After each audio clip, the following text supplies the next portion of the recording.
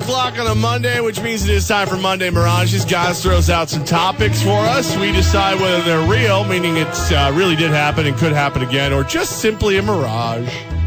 The first one, real or mirage, the 2016 New York Giants season was a success. I'm going to go real. Playoff team after missing for 4 years.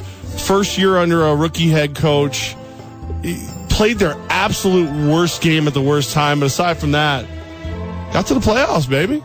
I'm with you, too. It's a success. First-year head coach, as you laid out there, Ben McAdoo. The division overall, the Redskins won it the season previous, but now the Dallas Cowboys not only won the division, ended up being the best team in the NFC. You get to a wild card game, and if you play somebody other than Aaron Rodgers, you probably more than likely get to the divisional round. You would have matched up fine with another team, just didn't work out there. Imagine the Lions win that game, they get the Lions. Giants still may be playing this season, so I'm with you. It's a success this year. Yeah, and I mean, it's fine to be bummed. You know, you're an organization that wins a lot, but hey, you'll be back next year. Real and mirage here. Let's stick with the Giants. Odell Beckham Jr. was the biggest reason for the New York Giants' loss. Mirage, he definitely takes some responsibility, accountability, blame, if you will. But for me, the biggest reason is also the biggest guy on the team, Eric Flowers. Left tackle, played a poor game. I can't help but think Eli would have been a lot better had he had some time. Those routes develop a little better. There's a couple of those throws. Even though Odell Beckham Jr. should have caught them, they were a little behind, a little here or there, because Eli couldn't step into his throw, or he was throwing before he got killed. So I'm going Eric Flowers is my biggest reason. I'm going with you as Mirage as well, but that's not the biggest reason why the New York Giants lost over the weekend. Boat. Not the boat. Oh. How about Aaron Rodgers?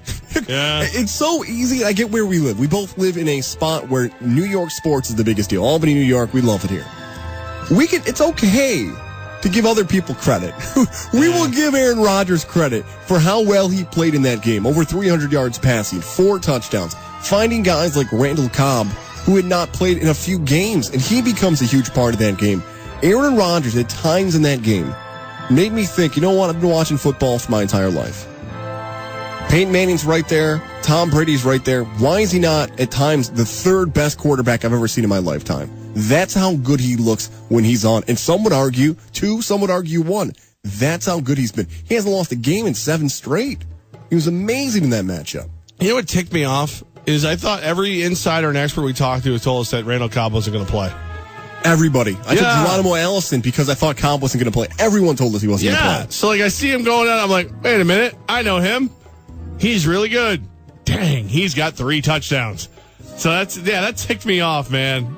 So I apologize for our experts, air quote. Good luck, the fantasy football players out there. Luckily, most seasons are done. If you're playing a weekly league, you might have got a little upset that Cobb wasn't an option to put in your lineup. Real or Mirage here, after the first week of the playoffs, even though Aaron Rodgers played great, Derek Carr looked like the NFL's MVP.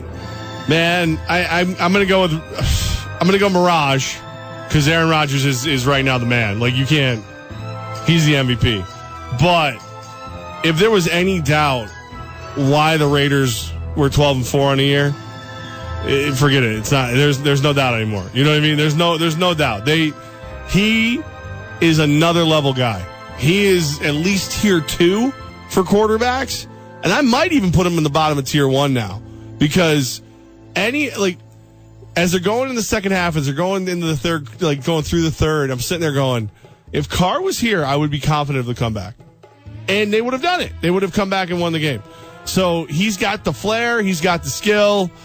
He is definitely the leader of that team, and you could see that he was missing the last 2 games of the year. The 2 best players out on the field the other day, Texans versus Raiders, were Jadeveon Clowney, who I thought, you know what, he made the big play, made some good interceptions, and Amari Cooper. Amari Cooper's really good now. Did he play as well as maybe some had hoped? Well, it's tough when you have a rookie quarterback out there.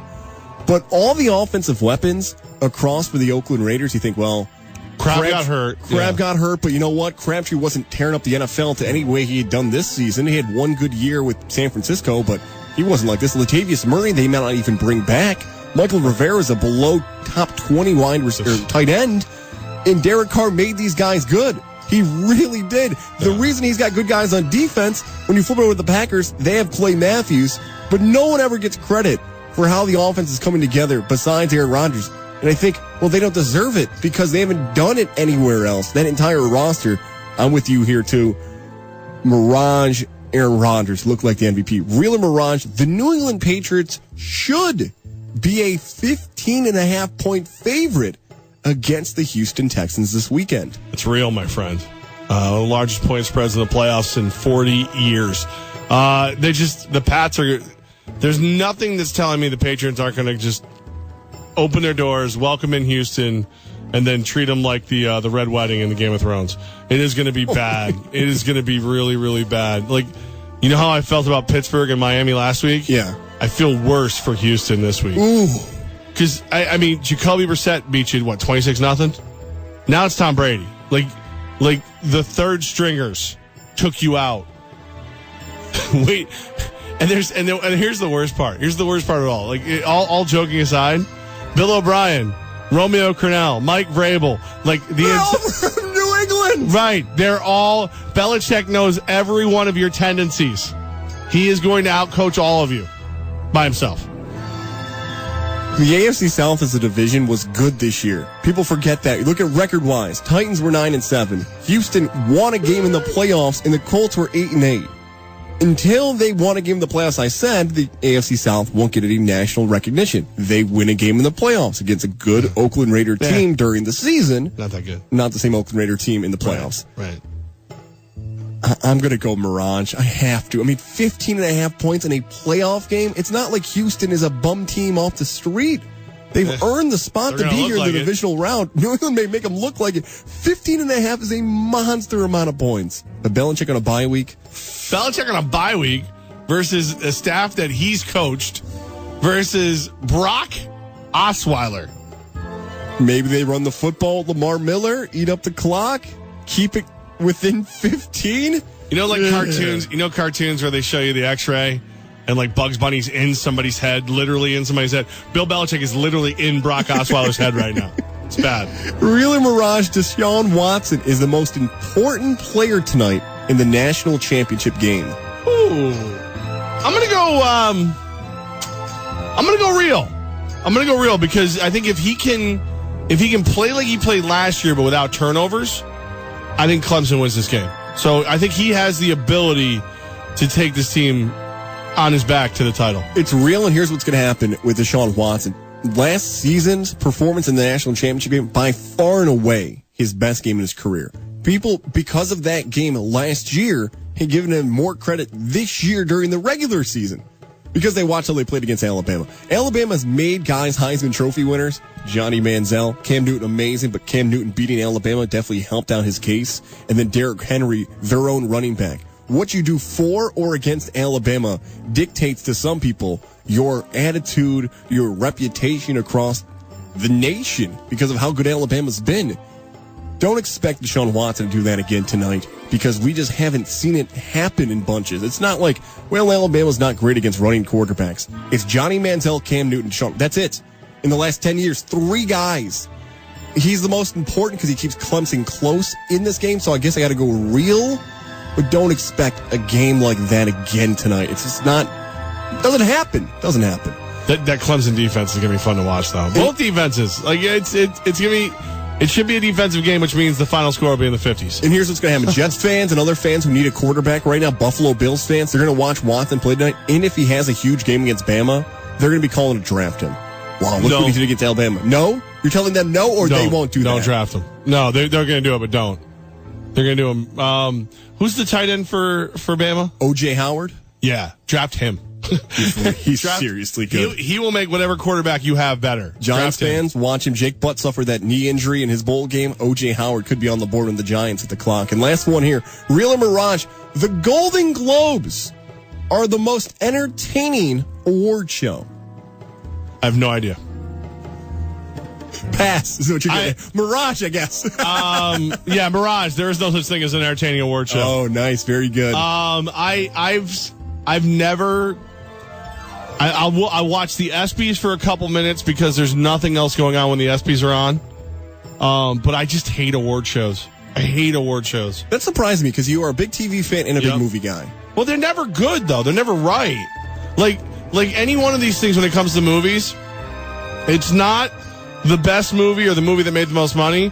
It's the movie that was the most intellectually stimulating and changed us and really saw deep into our soul. Just because no one ever saw it doesn't make it a bad movie. It sucks. I saw the movie and you didn't. Not a poo-poo. Yeah, you're like not smart if you didn't see, The Pianist. Mirage for me, my favorite award show is the Emmys because I'm a big TV guy too, and I get like all the shows wrapped into one, and I'm an Emmy guy. And plus the comedians, when they get up there, they try to one-up each other during it. So I'm an Emmys guy. Yeah, I'm going to take your word for it. Am I up for anything? Am I nominated? You're not up for anything, no. Then I'm not watching. Ken, what's going on, man? How you doing? Hey, Levack, I caught you a couple of weeks ago saving the Roger Weiland show for about 20 minutes. We love Roger. What's We going love on, Roger. man? Well, he never sounds better than with you as a guest. I wanted to hop on with Levack here. I think Watson's going to do the NFL audition tonight. He's going to be top 5, top 6 pick, and Alabama does not beat Clemson 2 years in a row.